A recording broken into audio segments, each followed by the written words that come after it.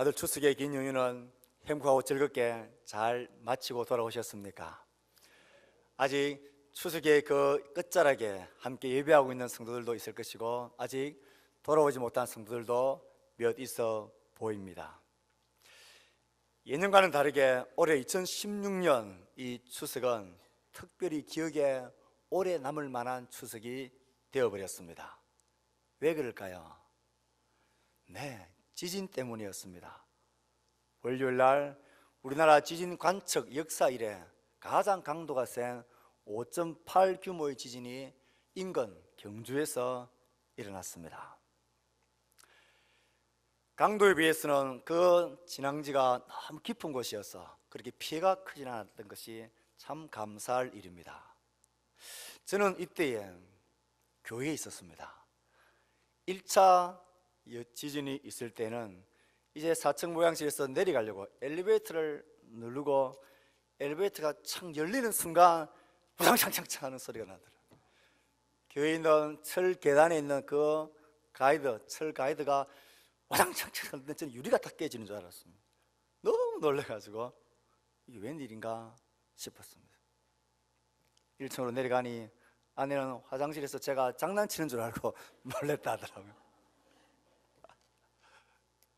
그리고 큰아이를 데리러 김해 터미널에 갔더랬습니다. 밥을 먹지 못했기에 둘 다 그럼 가까운 곳에 가서 우리 밥을 먹고 가자. 아이스케어몰에 차를 주차하고 지하 1층에 차를 주차하고 엘리베이터를 탔는데 거기서 다시 또 구랑청청청 얼마나 놀랬던지 3층에 올라갔습니다. 그 3층은 마치 영화 찍는 줄 알았습니다. 가장 비싼 뷔페인 더 파티 뷔페 앞을 지나가는데 많은 사람들이 웅성거리면서 카메라로 스마트폰으로 촬영을 하고 있는 것이었습니다. 위를 지나는 하수관이 수도관이 터져가지고 물이 분수처럼 솟아내리고 정전은 되어지고 종업원들은 손님들이 다 빠져나가지 않았는지 확인하느라고 분주하게 바쁘고 전화하고 그 2층에 3층에 그 긴 복도가 뒤틀려가지고 쫙 갈라져 있더라고요. 아, 놀랐습니다.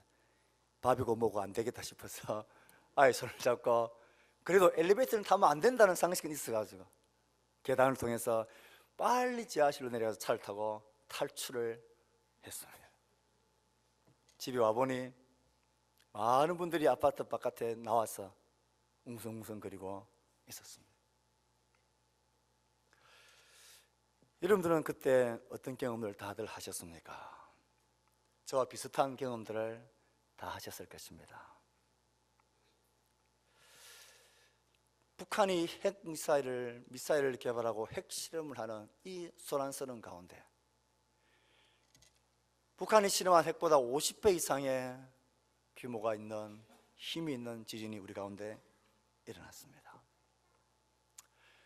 어떤 마음이 드셨습니까? 어떤 분들은 야 이제 교회 가야 되겠다 라는 다짐을 하고 오늘 교회에 온 한 자매도 보입니다.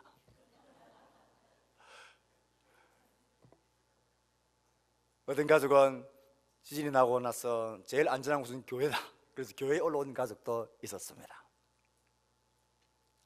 여러분들은 이런 일을 겪으면서 어떤 생각을 합니까? 야 종말이다. 세상 끝이 곧 오겠다. 이제 정신 똑바로 차리고 준비하고 신앙생활 해야 되겠구나. 이런 마음 가지셨습니까? 아니면 이 지진 나는 참에 속도 상한데 확 갔으면 좋겠다는 그런 마음이 드셨습니까? 이런 엄청난 일들, 자연재해들, 전쟁들, 지진들, 홍수들, 전쟁의 소식들, 이런 난리와 난리의 소문들, 민족과 민족이 전쟁을 하는 일들, 기상제이유들, 이런 재난들이 일어나는 것을 보게 되어지면 야, 세상 끝이 정말 왔구나. 이렇게 세상이 끝나는구나.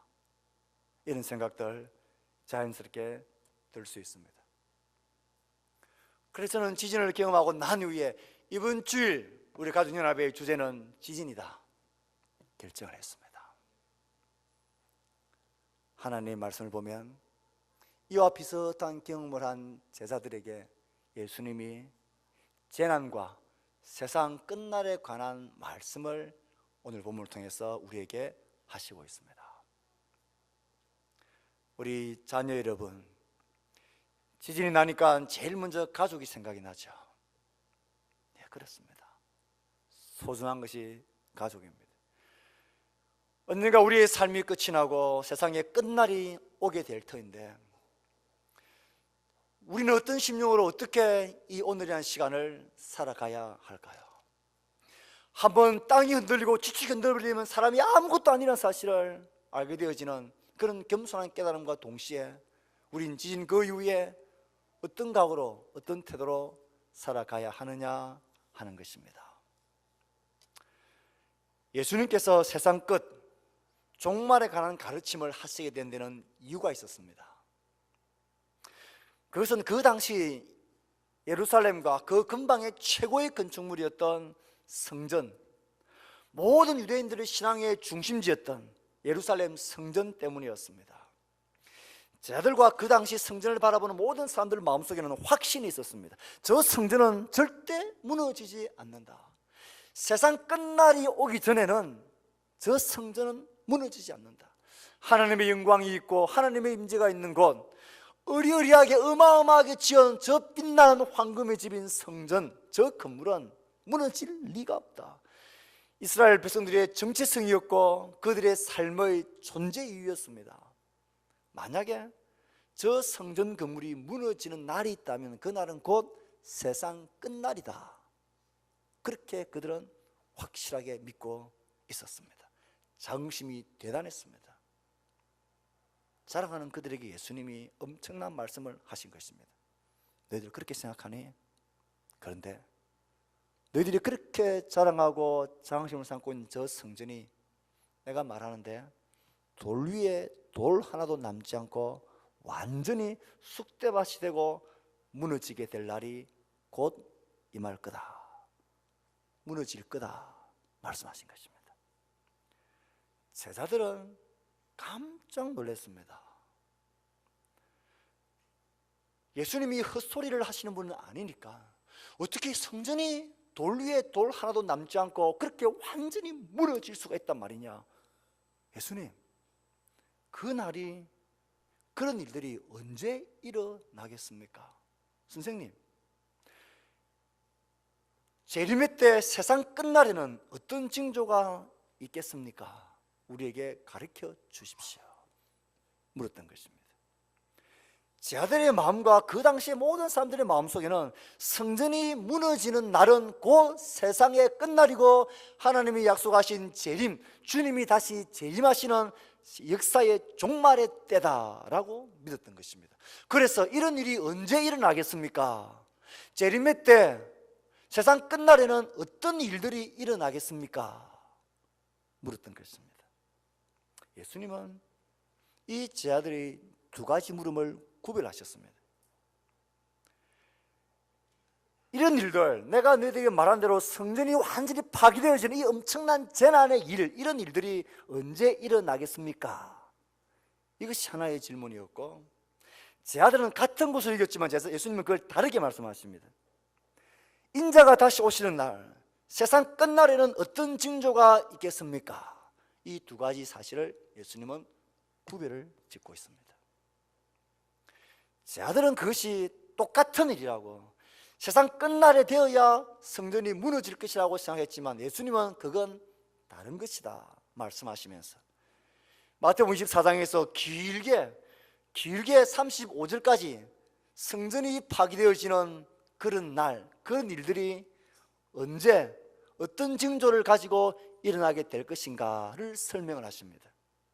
그리고 오늘 우리가 읽었던 36절부터는 두 번째 질문, 주님이 다시 오시는 날 세상 끝날에는 어떤 징조가 있겠습니까? 라는 질문에 대한 대답을 예수님이 오늘 본문에서 하시고 있습니다.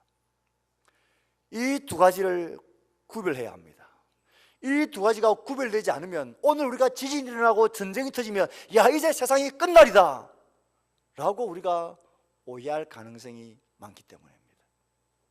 제자들이 그렇게 오해하고 있었던 것처럼 말입니다. 예수님은 먼저 성전이 파괴되어지는, 너희들이 그렇게 믿었던 참 성전인 메시아, 하나님 보내신 참 성전이신 그 아들을 거부하고 불법적으로 죽였던 그에 대한 심판하심으로 하나님이 성전을 무너뜨리고 파괴시키는 이 재난의 날이 있게 될 때에 이런 징조들이 있을 것이고, 이런 것을 보게 되어지면 그 날이 가까이 왔다는 것을 너희들이 알아야 된다 가르쳤습니다. 어떤 징조가 성전이 파괴되기 전에, 재난이 일어나기 전에 옵니까? 거짓 선지자들이 일어날 것이다. 내가 그리스도다, 내가 메시아다 라고 하고 속이는 거짓 선지자들이 나타나게 될 것이다. 가짜 예언자들이 나타나게 될 것이다. 저기에 그리스도가 있다, 저기에 메시아가 있다, 광야에 있다, 산에 있다, 사막에 있다, 가자, 너희들을 속일 것이다. 그들은 큰 표적과 이적들을 행하면서 너희들을 속이고 미혹할 것이다. 너희들 속지 말아라, 미혹하지 되지 말아라 말씀하셨습니다. 또 어떤 징조들이 있게 될 것이냐? 전쟁과 전쟁의 소문을 듣게 될 것이다. 민족과 민족이 그슬러 싸우고 나라가 나라들끼리 싸우고 전쟁하게 될 것이다.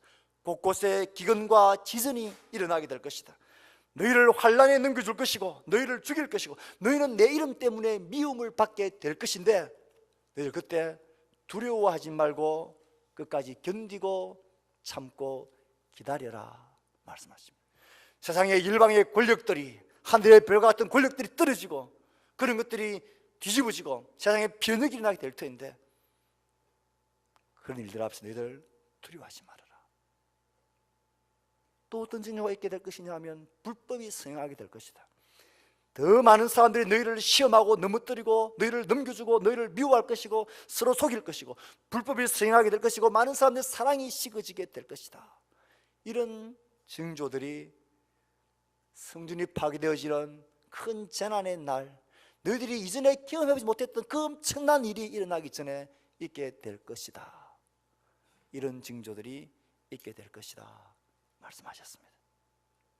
그런데 이런 것은 재난의 시작이다, 시작이지 아직 끝은 아니다 말씀하십니다. 이 모든 것은 재난의 시작이다. 재난의 시작이다. 이 재난이라는 뜻은 산통이라는 뜻입니다. 산모가 아이를 출산하기 위해서 진통을 겪고 있는 그런 산통이라는 단어입니다. 이 모든 것은 산통의 시작이다. 이런 징조들이 막 나타나게 되거든. 이제 그 재난의 날이 이제 곧 오게 될 것이라는 것을 너희들이 알아라.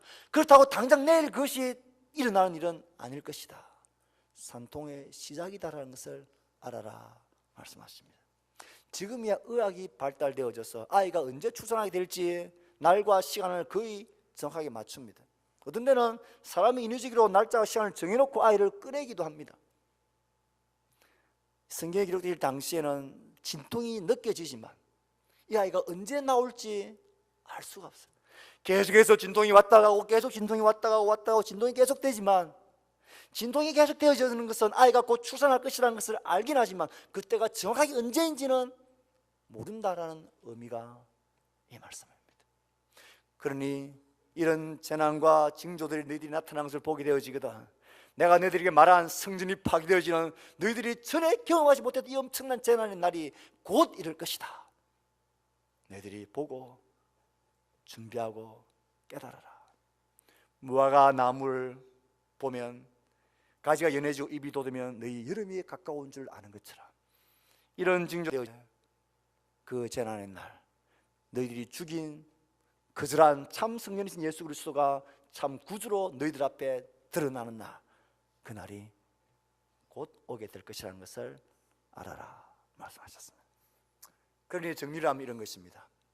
제자들은 성전이 파괴되어진 이 날이 곧 세상 끝날이라고 이해를 했지만 예수님은 그것을 구분시키셨습니다.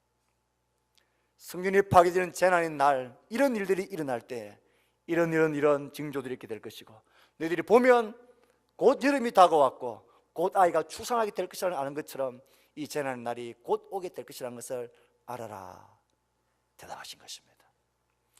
이제 우리가 관심 가지는 것은 두 번째 질문에 대한 예수님의 대답입니다. 우리도 만약에 지진이 일어나고 전쟁이 터지고 이런 난리와 난리의 소문을 듣게 될 때에 이제 세상 끝날이 다가왔구나, 이렇게 성급하게 오해하면 안 된다는 것입니다.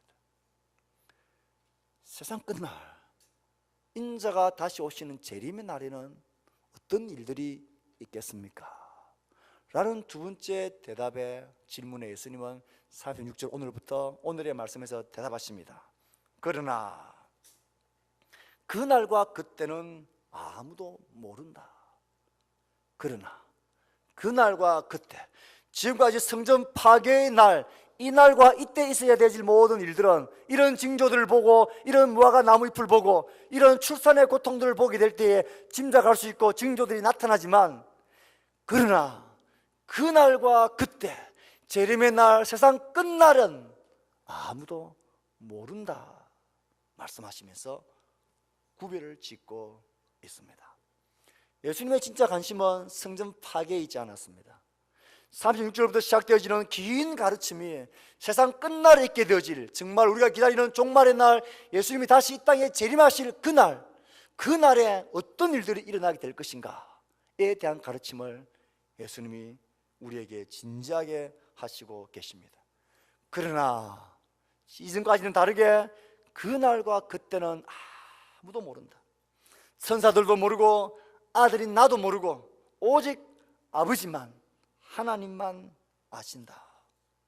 무슨 말입니까?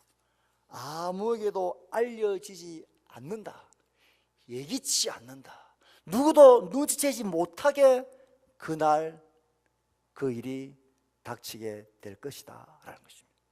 그러니 성전 파괴의 재난의 날과는 다릅니다. 성전 파괴의 재난의 날에는 이런 징조도 있고 어느 정도 시한을 짐작할 수 있는 그런 징조도 있어서 알게 되지만, 마지막 날, 주의 재림의 날, 그날 그 시기는 징조도 없고 그 시한을 짐작할 수 있는 그런 것도 주어지지 않고 아무도 모르게 온다 말씀하십니다. 이 가르침을 예수님은 여러 가지 비유를 통해서 쭉 말씀하십니다. 노아의 때와 같이 그렇고, 밭을 매는 밭에 있는 두 사람이 일상적인 일을 하다가 갑자기 그 일이 닥치게 될 거고, 맷도질을 하는 사람이 일상적으로 밥하다가 설거지하다가 갑자기 그 일이 닥치게 될 것이고, 도둑의 비유를 너희들이 알지 않느냐? 도둑이 언제 올 것인가 알고 예비해서 도둑 맞는 사람이 세상에 어디 있느냐? 모른다는 거예요. 도둑이 언제 올 것이야, 우리 집 오늘 도둑이 들 것 같은 징조가 보이나요? 어떤 징조가 오늘 도둑이 들 것이다 라는 징조입니까? 그런 징조가 보이면 우리가 준비하죠. 그런 거 없다는 거예요. 인자도 그렇게 온다. 성전 파괴 때 주어질 징조와는 그런 건 없다는 거예요. 도둑같이 징조를 보이고, 나는 지혜 있는 종과 악한 종, 주인이 드디어 올 거다 생각하면 준비하지 않는 종은 많이 맞는다 하셨습니다. 우리가 잘 아는 열처녀 비유, 주인이 신랑이 드디어 오니까 준비를 안 하고 있는 거예요. 언제 오는 줄 알았고 징조가 있으면 준비를 했을 텐데 못한다는 거예요. 달란트 비유도 마찬가지입니다. 양과 염소의 구분하는 비유도 마찬가지입니다. 계속해서 6가지 7가지 주어지는 모든 비유가 그날과 그때는 모른다는 거예요. 갑자기 급작스럽게 도둑같이 예고 없이 아무 징조 없이 어느 날 갑자기 우리 가운데 일상이 끝나게 되는 날이 오게 될 것이다 라는 것이 예수님의 가르침입니다. 노아의 때를 너희들이 기억하지 않느냐? 노아가 방주에 들어가는 그날까지 사람들이 어떻게 지냈느냐? 먹고 마시고 장가가고 시집가며 지냈다. 먹고 마시고 장가가고 시집가는 게 죄 짓는 겁니까? 이건 우리의 일상생활을 그대로 한다는 거예요. 그런데 그 일상 가운데 끝날이 일 것이라는 것을 아무도 예감이나 징조 없이 갑작스럽게 그들에게 들어간다. 아무도 알지 못한다라는 것입니다. 노아는 당대 사람들이 준비되지 못한 모습을 성경은 우리에게 말해주고 있습니다. 인자의 재림도 예기치 않은 상황 속에 오게 될 것입니다. 노아가 그의 가족이 구원을 받은 것은 홍수의 때가 언제인지 예측을 했기 때문이 아닙니다.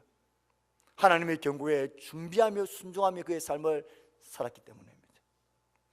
밭일과 맷돌질하는 일상의 일들이 갑자기 전혀 예측할 수 없는 모습으로 중단되어질 것입니다. 무슨 일을 하는가가 중요한 게 아니라, 어디에서 어떤 일을 하느냐가 중요한 게 아니라, 일상을 하면서도 준비되어진 삶을 사느냐, 이게 중요합니다. 도둑의 비유는 재림의 때 재림의 징조가 어떤 것인가를 연구하고 계산하고 날짜를 맞추는 것이 얼마나 의미 없는 짓인지를 성경은 말해주고 있습니다. 계산하고 징후를 살피는 이런 일에 우리의 초점이 맞춰질 게 아니라 끊임없이 준비하고 오늘도 마음으로 준비하며 살아가는 것, 그런 삶을 살아야 할 것을 주님은 말씀하십니다. 이것이 키포인트입니다. 재림의 때, 세상 끝날 때는 징조 없이 그런 날 갑작스럽게 우리 가운데 임하게 되어질 것입니다.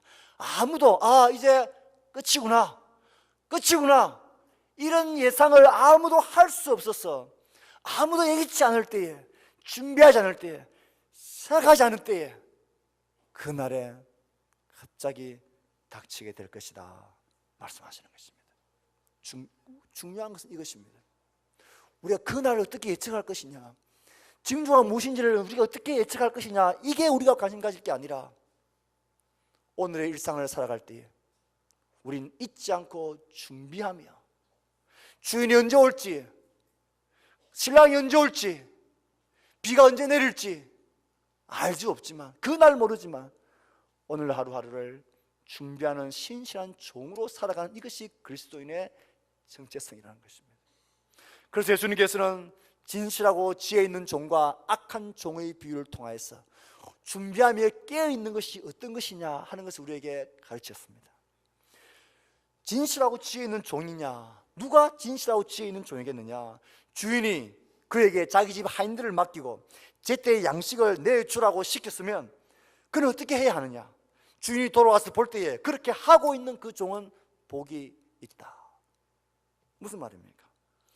준비된 모습이란 가만히 앉아서 기다리는 것이 아니라 주인이 나에게 맡겨진 그 일을 오늘도 변함없이 어제처럼 오늘도 내일도 충성스럽게 그 일을 하고 있는 것을 보는 것, 하는 것이 중요한 것입니다. 노아가 배를 만들고 충성하는 것은 그때가 언제인지를 알고 거기에 맞춰서 했던 게 아닙니다. 몰라요. 오늘도 내일도 그 일에 순종하며 맡겨진 일에 충성하는 것. 우리가 밭일을 하든 맷돌질을 하든 가정과 직장과 교회에서 어떤 일을 하든 무슨 일을 하든 우리의 마음에 준비하는 마음, 준비되어진 자세로 살아가는 것, 나에게 주어진 일에 충성하는 것, 열심히 최선을 다하며 사는 것, 이것이 우리의 자세여야 합니다. 저는 스피노자를 잘 모릅니다. 그가 어떤 사람이고 어떤 철학적인 사상을 가지는지 잘 모릅니다.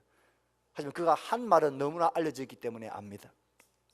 내일 지구에 종말이 온다 할지라도 나는 오늘 한 그루에 사과나무를 심겠다. 아마 생각건데 그건 사과 과수원의 농부였던 것 같습니다. 이 말씀을 그렇게 이해하면 성경적입니다. 내일 종말이 올지 모레가 올지 우리는 모른다. 그가 오는 것, 그런 걸 준비한 게 무슨 징조가 있고 어떤 시간인지 이게 중요한 게 아니라 오늘 나에게 주어진 사과나무를 심는 게 만약 나에게 주어진 일상의 일이라면, 하나님 나에게 맡겨주신 일이라면 나는 그 일에 충성하며 최선을 다하겠다는 것입니다. 그게 끝날을 준비하며 깨어있는 하나님의 제자들의 모습입니다. 미혹한 자들 우리를 가만히 두지 않습니다. 기근이 나고 지진이 나면 봐라, 세상이 끝이다. 학교 다니는 거, 직장생활 하는 거, 이게 무슨 의미가 있느냐? 세상이 끝날 텐데 다 재산 팔고 기도원으로 올라가자, 산으로 올라가자, 교회로 그냥 다 모여서 우리 그냥 다 일상을 치우고 우리 그냥 예배하며 그날을 기다리며 살자. 이건 미혹하는 가짜 선지자들입니다. 이건 가짜입니다. 성경은 우리에게 말합니다. 미혹되지 말고 속지도 말고 두려워하지도 말고 내가 너에게 맡겨진 그 일, 양식을 나눠주고 때를 따라 섬기는 그 일, 가정과 직장과 교회 공동체 속에서 부모로서, 자녀로서, 남편과 아내로서 내가 너희들에게 맡겨주고 신겨준 그 일을 깨어있음으로 신실하게 감당해라. 그게 준비하고 깨어있는 성도들의 자세입니다. 왜 그 악한 종이 악하게 깨어있지 못했습니까? 왜 그는 자기가 맡겨진 일에 소홀히 했습니까? 만일 그 악한 종이 마음에 생각하기를 주인이 드디 오리라 하여, 오기는 온다는 것을 아는데 오늘은 아니라는 거예요. 드디 온다, 나중에 온다, 주인이 늦게 올 것이라는 생각, 이 착각 때문입니다. 오기는 오겠지만 지금은 아닐 것이다. 사랑하는 성도 여러분, 대다수의 그리스도인들이 이런 착각 속에 빠져 있습니다. 우리 중에 누가 예수 그리스도의 재림이 없을 것이다 말하는 사람 아무도 없습니다. 그 마지막 때는 반드시 올 거다, 다 믿습니다. 그런데 드디 올 것이라 생각합니다. 적어도 내 세대는 아닐 것이다. 내가 지금 이렇게 애쓰고 수고하고 있는 이 영광과 기쁨을 보지도 못하는, 그게 아니라 오시는 것은 맞는데 지금은 아니다, 내 세대는 아니다, 지금 오시면 안 됩니다라는 이런 악한 종의 착각 속에 우리가 빠져 있습니다. 그날이 오늘은 아닐 것이다, 아직은 아닐 것이다, 내 생에는 아닐 것이다, 지금은 아닐 것이다, 오긴 오시지만 늦게 오실 것이다, 지금 오시면 안 됩니다, 지금은 아닙니다, 스스로 결론 내리고 그렇게 우리는 살아가고 있습니다. 말씀을 맺을까 합니다. 사랑하는 성도 여러분, 우리 주님은 다시 오십니까? 우리는 예수님의 재림과 세상의 끝날이 정말 있다는 것을 믿으십니까? 그날에 대한 어떤 징조가 있어서 그 시간을 예측할 수 있을까요? 어떤 징조도 주어지지 않을 것입니다. 난리와 난리의 소문, 전쟁과 기근의 소식, 불법의 성행, 거짓을 미혹하는 자들, 씌어진 악한, 그때나 지금이나 계속 되어지고 있는 일상이 되어져 버려. 지진은 계속해서 일어나게 될 것입니다. 계속해서 더 성하게 되고 난리와 난리에 들려오게 돼. 이것은 우리의 일상이지 세상 끝날에. 그래서 우리는 다른 모든 것을 다 접고 준비하면서 그날 이제 그냥 우리 모여서 그냥 생활하며 살자. 이건 성경의 바른 자세가 아닌 것입니다. 어떤 징조도 주지 않을 것입니다. 아니, 그런 일들은 일상이 되어서 징조로서 우리에게 다가오지도 않게 될 것입니다. 그날의 직접적인 징조는 되지 못합니다. 왜요? 그것은 지금도 주님이 오시고 다시 오실 종말의 긴 기간 동안 계속 되어지고 계속 있을 일이기 때문에 그렇습니다. 그러니 이번에 지진이 났다고 해서 이제 끝날이다 이렇게 착각하고 오해하고 두려워하면 안 된다는 것입니다. 내가 그리스도 하는 사람들, 가짜 선지자들은 예수님 때도 있었고 지금도 있고 앞으로도 계속 있게 될 것입니다. 전쟁과 기근의 소식은 계속 들리게 될 것입니다. 지진의 소식은 계속해서 더 들리게 될 것입니다. 세상 끝날이 있다라는 것, 그것을 우리에게 알게 하지만 그날이 언제다 이런 징조는 못 됩니다. 그런데 제가 오늘 여러분에게 분명히 말씀드릴 것이 있습니다. 확실한 징조가 따로 있습니다. 세상 끝날의 징조, 끝날의 시간이 언제일 것이다 라는 확실한 징조가 따로 있습니다. 잘 들으셔야 합니다. 2단이 나올지 3단이 나올지, 기근과 지진과 전쟁과 난리와 난리의 소문, 거짓 선지자들의 출현, 불법 성행하는 이것이 징조가 아니라 진짜 확실한 성경의 징조는 따로 있습니다. 그것은 어느 누구도 주의 재림을 기다리지 않는가, 그날이 있을 것이다 사모하지 않는가, 지금은 아닐 것이라고 모두가 믿고 있는 착각들, 마치 그날이 없는 것처럼 생각지도 기다리지도 준비하지도 깨어있지도 않고 살아가는 그런 모습들이 우리 가운데 보이게 되면 그것이 분명한 징조가 될 것입니다. 사랑하는 성도 여러분, 역설적으로 성경은 그것만이 징조가 될 것이고 끝날의 시안이 될 것입니다. 아무도 그날이 진짜 있을 것이라고 기다리지 않습니다. 그런 만화 같은 일이 어떻게 있을 수 있느냐? 성경적인 위로하는 그냥 성경적인 말로를 믿으라고 생각할 때에 마치 이 세상이 끝날처럼 영원까지 계속될 것처럼 내 생에는 절대로 그런 날이 일어나지 않을 것이라고 모두가 철수까지 믿고 있을 그것이 주님 오실 징조가 될 것입니다. 내 10년 가운데 그 마지막 날이 내게는 없을 것이라고 철수까지 믿고 있는 그것, 바로 그때의 도둑같이 주님은 임하시리라 말씀하십니다. 우린 깨어있어야 합니다.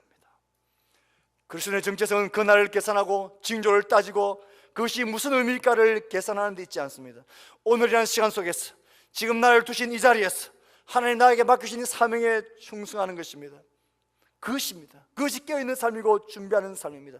여러분, 어떤 난리와 난리의 소문이 나더라도 두려워하지 마십시오. 속지 마십시오. 누가 그리스도가 어떤 기적을 일으키라도, 어떤 표적을 일으키라도, 어떤 죽은 사람을 살려내는 거짓 선지자가 나타나더라도 그건 다 가짜입니다. 속지 마십시오. 오늘 나에게 주어진 자리에서 사랑하며 충성하며 사십시오. 화요일인가 교회에 올라왔는데 우리 이현식 집사님, 우리 어르신 교회에 올라오셔서 이런저런 얘기를 나누다가 지진에 관한 이야기가 나왔습니다. 어르신이 저에게 같이 있는 분에게 이런 질문을 했습니다. 여러분, 질문을 들어보시고 대답을 해보십시오. 지진의 징조가 돼요. 집 안에 있는데, 사무실 안에 있는데 갑자기 흔들리고 막 지진의 징조가 느껴진다 할 때에 제일 먼저 해야 될 일이 무엇일까요? 제일 먼저 해야 될 일이 무엇일까요? 테이블 밑으로 들어가야 합니까? 돈을 챙겨야 합니까?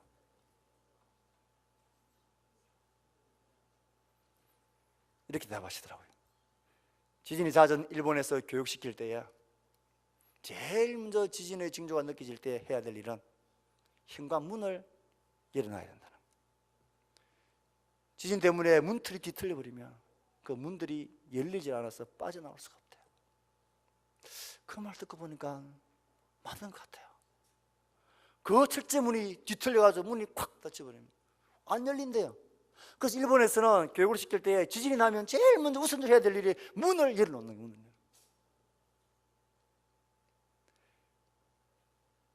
주님의 재림은 끝나는 반드시 있을 것입니다. 우리도 열어야 할 문이 있지 않겠습니까? 추석과 명절을 지나면서 재난의 경험이 되어질 때에 우리의 가족들과 우리 지체들 향한 구원의 문들, 복음의 문들을 열어놓으셔야 합니다. 이것을 여는 일에 오늘도 깨어있고 준비하며 우리 충성하며 살아갑시다.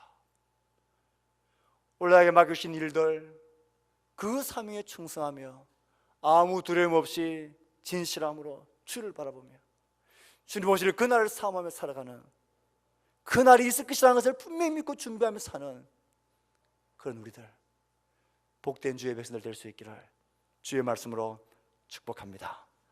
아멘. 오늘 우리가 말씀을 듣고 다짐하는 기도 대신에 우리가 오늘 찬양했던 찬양을 다시 한번 했으면 좋겠습니다. 우리의 마음을, 각오를 새롭게 하는 마음을 다 일어나서 우리 찬양합시다. 주님 다시 오실 때까지.